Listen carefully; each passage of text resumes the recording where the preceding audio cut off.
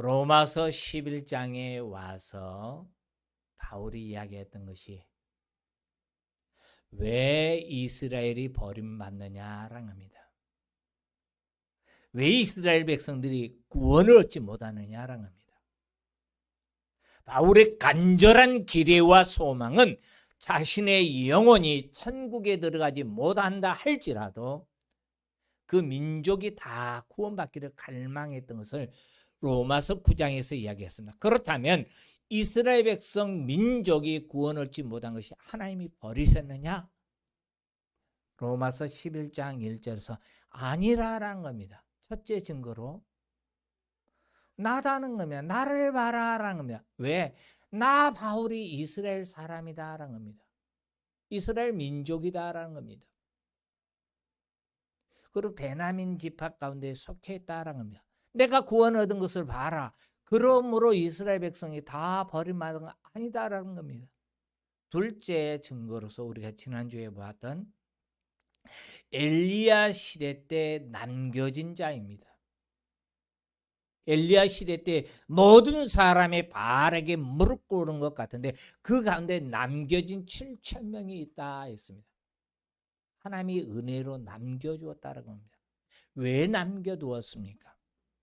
하나님의 능력을 행하기 위해서요? 하나님이 하나님을 드러내게 하기 위해서요? 하나님의 능력이 그 7천 명이 없으면 나타낼 수 없었어요? 아닙니다. 하나님과 교제하기 위해서, 하나님과 함께 하는 삶을 누리게 하기 위해서입니다. 그 남겨진 자들이 곧 은혜 받은 자라고 이야기합니다. 오늘은 지난주 말씀에 이어서 나누게 됩니다. 많은 사람들이 왜 훌륭한 선조를 가졌고 언약의 자손인 이스라엘이 버림받았느냐라고 합니다. 그들이 훌륭한데도요. 그들이 가지고 있는 훌륭한 기준은 무엇입니까? 하나님이 이야기하는 훌륭한 기준이 아닙니다. 자신들의 기준이죠. 공부하는 학생이 자기의 성적을 나는 이것을 정당하게 답을 기록했습니다. 이게 맞습니다. 주장할 수 없습니다. 왜냐하면 기준에 맞지 않으면 틀린 것이기 때문입니다. 이스라엘 백성들이 아무리 뜨겁게 신앙생활하고 아무리 아브라함의 자손이라 할지라도 그들이 하나님이 말씀하신 그 기준에 맞지 아니하면 하나님이 말씀하신 성경의 기준에 맞지 않으면 그들은 잘못하고 있는 것입니다. 바로 우리가 그렇습니다. 물론 이스라엘 백성은 엄청난 축복을 받았어요. 어떤 축복을 받았습니까? 먼저 천국 잔치에 초청받는 자들이 바로 이스라엘 백성입니다. 그런데 그 어마어마한 진수성찬에 초청됐는데도 그들은 자만과 허영과 교만함으로 인하여 덕과 같이 거치는 것이 되었습니다. 거역한 자들이 되었습니다. 오늘 우리가 누리고 있는 구원은 은혜의 선물입니다. 은혜가 무엇입니까? 깨닫게 해준 것이 은혜입니다. 마음이 열려서 받아들여지게 하는 것이 은혜입니다. 내 눈으로 볼 수 없는 그 하나님의 나라를 바라보게 할 수 있는 것이 은혜입니다. 날 위하여 십자가 위에서 죽으신 예수 그리스도의 구속의 사건, 그 십자가의 사건이 믿어지고 바라볼 수 있도록 해주신 것이 은혜입니다. 나를 위해서 예수님이 다시 부활하신 것처럼 내게도 부활이 있다는 것을 믿어지는 것이 은혜입니다. 그런데 또 한 가지 생각해 볼 것이 있습니다. 이렇게 은혜 받은 자가 있는가 하면 은혜 받지 못하고 남겨진 자가 있다라는 신학적인 용어로 이것을 유기됐다라는 겁니다. 버림받았다라는 겁니다. 오늘 7절 말씀에서 안 믿는 자들, 버림받는 자들에 대해서 이야기합니다. 7절에 다시 보십시오. 그런지 어떠하뇨? 이스라엘이 구하는 그것을 얻지 못하고 오직 택하심을 입은 자가 얻었고 그 남은 자들은 우둔하여졌느니라. 이스라엘 구하는 게 뭡니까? 구원입니다. 얻지 못했다 했습니다. 그리고 7절에서 계속 보면 오직 택하신 자가 입었고 은혜 받은 자가 입었고 우리가 은혜 받아서 구원의 자리에 참여하게 되고 있습니다. 남은 자들이 어떻게 되느냐라는 겁니다. 그 남은 자들은 완악히 여겨졌다라고 이야기했습니다. 우둔하여진 자, 남은 자 완악해졌다는 겁니다. 완악이란 이 표현은 영적인 일에 우둔해졌다 이 말은 영적인 일에 전혀 반응을 보이지 않았다는 겁니다. 우리 개역개정 성경에는 우둔하여졌다라고 이야기하는데 개역 성경에서는 완악해졌다고 표현을 하고 있더라고요. 완악이라는 원래 뜻이 무엇입니까? 한 일을 열심히 그 일을 하다 보면 손에 굳은 살이 배기고 못이 배겨서 딱딱하게 굳어집니다. 거기는 때로는 그 굳은 살에 베개 있을 때 거기는 신경이 없는 것 같아요. 완악해졌다는 것이 그것입니다. 마음이 완악해져서 신령한 것을 아무리 설명해도 귀가 열리지 않았다. 로마서에서 완악해졌다는 표현이 두 가지 의미로 기록되고 있습니다. 하나는 형벌적인 완악입니다. 이스라엘이 믿음에 의지하지 아니하고 행위에 의지해서 거치는 돌이 돼서 부딪힘으로 말미암아 하나님의 의를 받아들이지 아니하므로 그들이 의를 내도 완악해지는 형벌이 있습니다.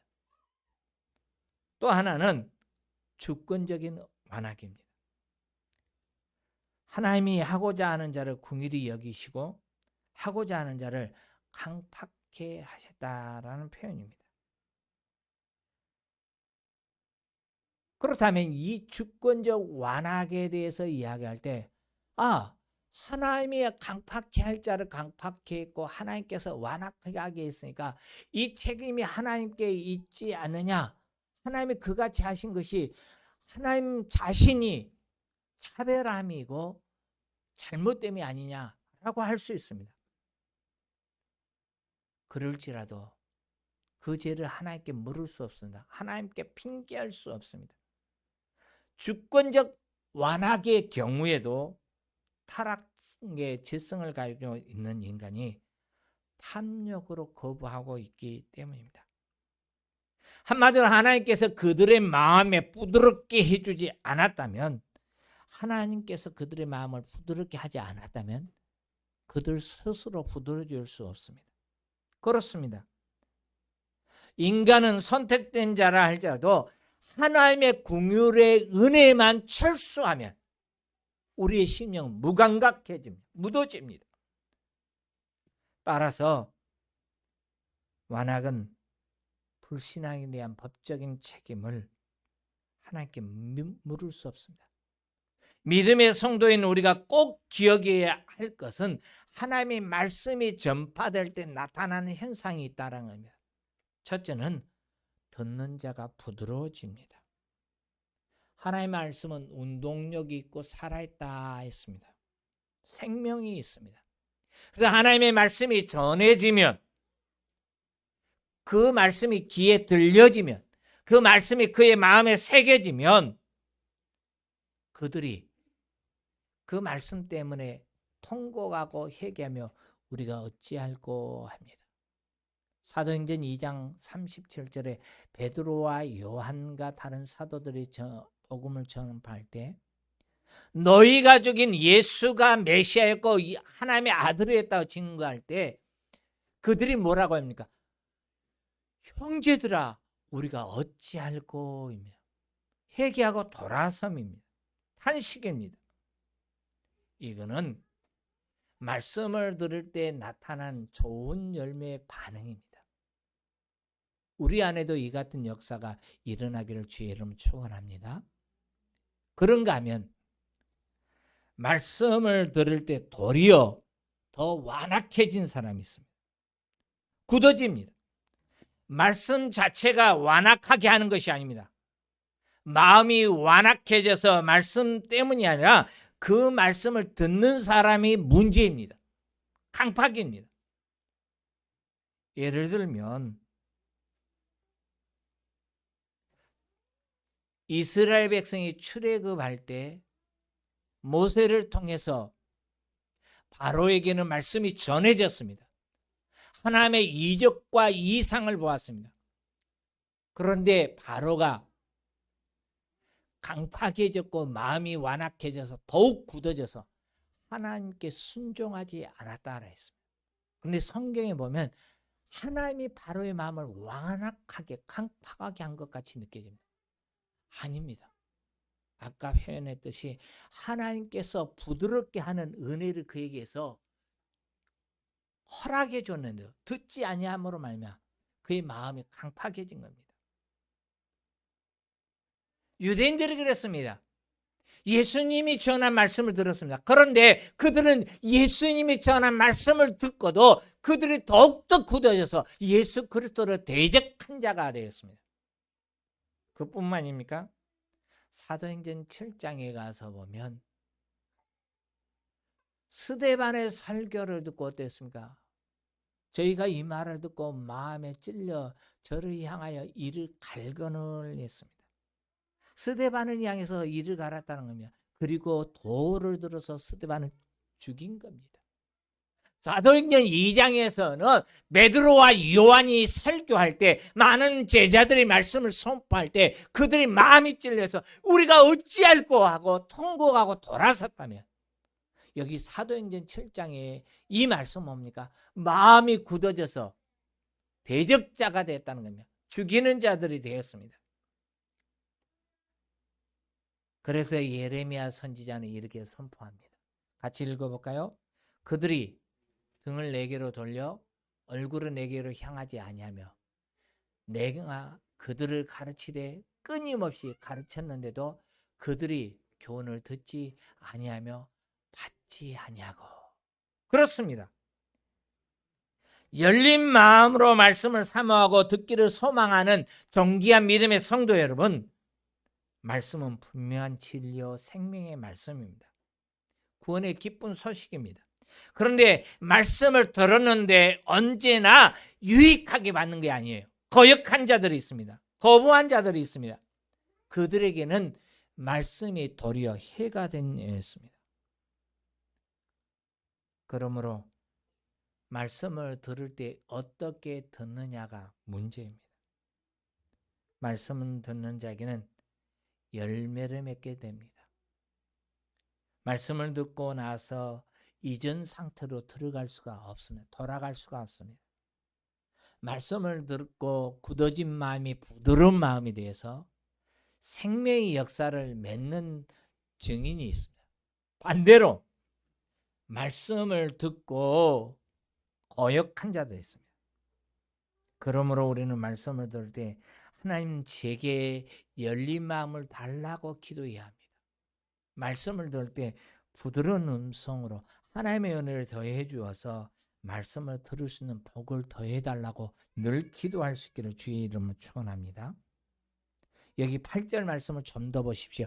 기록된 바 하나님이 오늘까지 그들에게 혼미한 심령과 보지 못한 눈과 듣지 못한 귀를 주셨다 한가 같으니라 했습니다. 이 말씀은 불신앙의 원인이 하나님께로부터 있는 것 같습니다. 이 말씀은 먼저 신명기 29장 4절 말씀 같이 읽어볼까요? 그러나 깨닫는 마음과 보는 눈과 듣는 귀는 오늘까지 여호와께서 너에게 주지 아니하셨느니라. 시편 69편 23절입니다. 저희의 눈이 어두워 보지 못하게 하시며 그 허리가 항상 떨게 하셔서. 이사야서 29장 10절 말씀입니다. 대저 여호와께서 깊이 잠들게 하는 신을 너희에게 부어주사 너희 눈을 감기셨으니 눈은 선지자요 너희 머리를 덮으셨으니 머리는 선견자니라. 이 말씀을 정리시키고 있는 것이 이 8절 말씀입니다. 그렇지만 불신앙에 빠진 그 이유가 하나님께 있는 것이 아니라 죄성을 가지고 있는 인간에게 있다라는 겁니다. 완악한 이스라엘 백성들로 하여금 말씀을 깨닫게 해주는데 그들의 마음이 둔하여져서 어두워져서 깨닫지 못한다는 겁니다. 아까 우리가 잠시 이야기했습니다. 바로가 그랬죠. 애굽인과 바로가 그들의 마음을 강팍해 한 것 같이 어찌하여 너희가 너희의 마음을 강팍해 하였느냐. 바로가 그의 마음을 강팍해 한 것처럼 너희가 어떻게 그 너희 마음을 강팍하게 하였느냐라는 겁니다. 눈이 있다고 다 볼 수 있는 것이 아닙니다. 귀가 있다고 다 들을 수 있는 것이 아닙니다. 하나님께서 눈과 귀를 열어줘야 볼 수 있고 들을 수 있습니다. 하나님의 말씀이 선포됐다 할지라도 그 말씀이 마치 더듬이와 발이 있는 것처럼 말씀을 듣는 수 있는 사람, 말씀을 사모하는 사람, 말씀을 기대하는 사람에게만 찾아간다는 것을 기억하시기 바랍니다. 열린 마음을 가지고 말씀을 사모하는 꿀과 꿀송이처럼 달게 될 것입니다. 사모하는 자예요. 놀라운 변화가 일어날 것입니다. 그렇지만 말씀을 듣는데 똑같은 자리에 앉아서 듣는데도 어떤 사람은 말씀이 전혀 귀에 들려오지 않습니다. 귀에 들려오지 않을 뿐만 아니라 딴 생각에 사로잡힐 때가 있습니다. 사랑하는 귀한 성도 여러분, 하나님의 은혜 가운데 들은 말씀이 깨달아질 수 있기를 주의 이름 축원합니다. 오늘날 이 땅에는 엄청난 하나님의 말씀이 선포됩니다. 때로는 그것이 성도들에게도 선포되고 때로는 불신자들에게도 선포됩니다. 성도가 듣는다고 해서 다 역사가 일어납니까? 그렇지 않습니다. 성경을 읽는다고 해서 그 말씀이 다 깨달아집니까? 아닙니다. 우리 주변에 보면요, 성경을 늘 대하고 가까이 하는 사람이 있는가 하면 그 말씀을 늘 가까이 했는데도 문학적으로는 접근하는데도 성경의 의미를 전혀 모르는 자들도 너무나 많습니다. 저도 목양실이 뒤로 옮겨나고 나서 이제 거기에서 주로 많이 있습니다만 거기서 성경을 보고 또 집에 가면 제 집에서 볼 수 있는 성경을 두고 있습니다. 봅니다. 그런데 늘 구하는 것이 말씀이 꿀과 꿀송이처럼 달게 해달라고 기도합니다. 깨닫게 해달라고 기도합니다. 성령의 역사가 아니면 들을 수 있는 귀가 열리지 아니하면 들을 수 없다는 겁니다. 그래서 예수님은 뭡니까? 귀 있는 자는 들을지어다 했어요. 귀 있는 자는 들을지어다 이 말씀에 보면 요한계시록의 7교회에 동일하게 주고 있는 말씀이 뭡니까? 들을지어다. 귀 있는 자는 들을지어다. 마태복음 13장 16절에 너희 눈은 봄으로 너희 귀는 들음으로 복이 있다는 겁니다. 이 같은 복이 저와 여러분에게 임하기를 주의 이름으로 축원합니다. 그러므로 우리는 말씀을 사모해야 합니다. 그러므로 우리는 말씀을 듣기를 힘써야 합니다. 말씀에 생명이 있고 하나님의 은혜가 우리 가운데 임하는 것을 기대하고 사모하면서 들어야 합니다. 그렇다면 어떤 이에게는 이렇게 말씀이 꿀과 꿀송이처럼 생명력으로 다가오지만은 어떤 사람에게는 도리어 올무가 됩니까? 여기 9절 10절에서 그 답을 제시하고 있어요. 9절 10절 같이 읽습니다. 또 다윗이 이르되 그들의 밥상이 올무와 덕과 거치는 것과 봉이 되게 하시었고 그들의 눈은 흐려보지 못하고 그들의 등은 항상 굽게 하옵소서 하였느니라. 이 말씀은요, 시편 69편 22절 23절 말씀을 인용한 말씀이에요. 69편 22절에서 저희 앞에 밥상이 올무가 되게 하시며 저희 평안이 더 거시되게 하셨고 저희의 눈이 어두워 보지 못하고 게 하시며 그 허리가 항상 떨리게 하옵소서. 이 말씀에 인용된 말씀이에요. 그런데요, 다윗이 이것을 했던 그때가 어느 때냐면 누구를 위해서 이해하면 다윗이 그의 원수를 향해서 했던 기도의 내용이기도 합니다. 기도의 내용이에요. 그러니까 이 원래 다윗이 했던 이것은요, 좋은 의도보다 원수가 나를 이기지 못하게 내게 은혜를 베풀어 주세요 구했던 그 내용입니다. 우리 이 말씀을 좀 다시 정리시키십시다. 밥상입니다. 잠시 후에 우리가 식사를 나눌 겁니다. 예배를 마치고 교제를 나눌 건데요. 그런 밥상을 이야기합니까? 여기 밥상이란 우리가 날마다 추구하는 육신의 관심사가 될 수도 있고 탐욕이 될 수 있고 내가 누리고 있는 것이 될 수도 있습니다. 내가 오늘 취하고 있는 것이 될 수 있습니다. 그렇게 보면 어떤 사람은 물질이 이 밥상이 되어 있습니다. 어떤 사람은 자녀가 밥상이 되어 있습니다. 어떤 사람은 쾌락이 밥상이 되어 있습니다. 어떤 사람은 친교가 밥상이 되어 있어요. 사랑 귀한 성도 여러분, 먹고 마시고 즐기고 바라는 것, 이것은 모든 사람이 누리는 본분입니다. 그 자체가 잘못이 아닙니다.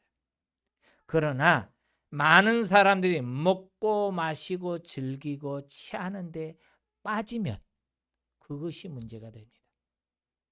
어떤 사람은 친교와 건강을 위해서 나는 골프를 한다라고 이야기합니다. 여러분이 형편이 돼서 할 수 있으면 하십시오. 골프는 좋은 운동 중에 하나입니다. 넓은 들판을 걸으면서 걷고 뒤하면서 하는 운동이죠. 좋아요. 그런데 그것 때문에 하나님 앞에 예배하는 것이 걸린다면 그것은 밥상입니다. 오늘 하나님 앞에 예배해야 하는 예배의 날입니다. 주의 날입니다.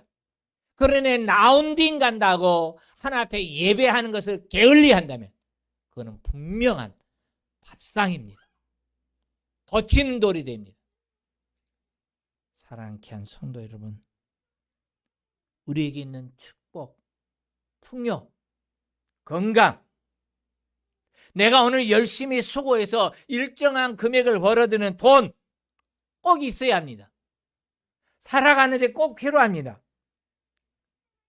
그런데요, 잘 먹고 형통하는 것이 올무가 되어서 하나님 앞에 예배해야 할 시간에 예배할 수 없다면 그건 밥상입니다. 이스라엘 백성이 하나님 앞에서 언약의 자손들, 아브라함의 자녀들, 언약 약속의 자녀들, 이건 축복이었습니다. 그런데 그것이 올무가 되어서 교만해서 마음이 굳어져서 하나님을 대적한다면 그건 그들의 밥상이었습니다. 바로가 하나님의 역사를 바라보면서 왜 이스라엘 백성을 내어놓지 못했습니까? 이스라엘 백성을 노예로 삼고 있기 때문에 누리는 유익이 있습니다.